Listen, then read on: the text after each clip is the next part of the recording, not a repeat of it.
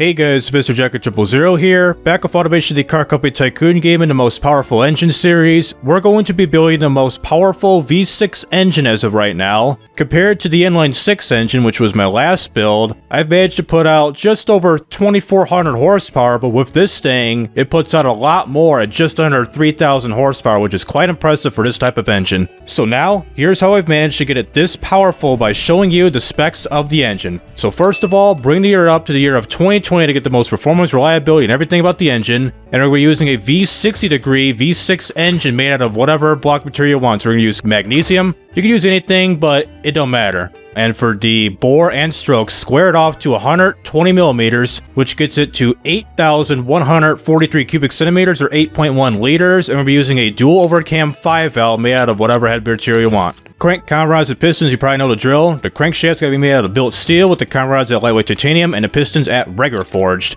And do set the quality to plus 15 for everything to get the most out of this engine. For reliability, performance, everything. For the compression, we're going to stay at as is to a 9.6:1 ratio, and the cam profile set to a 93 right here, and we're going to be using VVT at all cams. For the turbocharger, of course, going to be using with ball bearings with the intercooler set to 4,250 horsepower right here. Compressor maxed out to 101 millimeters, turbine at 83.5 millimeters. The AR ratio maxed out to 1.4, and the max boost at 43.2 psi. You could tick this up by 43.4 or 0.5, but you're not going to get extra performance within this range, so you can go it up here, but the bare minimum is 43.2. For the fuel system, of course, it's going to be one of a direct injection throttle per cylinder race intake running on ultimate fuel with the fuel mixer set all the way up to a 10.0, ignition timing at a 76, right on the mark, and the RPM limit set to 8800 RPM. For the exhaust, their only choice to headers is a short cast of a dual exhaust with the exhaust diameter set to 159 millimeters, which is quite interesting how I found this out, which is 6.25 inches. And of course, no cats, no muffs, bring the quality up, and we do get the horsepower rating of 2,955.1 horsepower at 8,800 RPM, torque at 1,856.8 foot-pounds of torque at 7,700 RPM.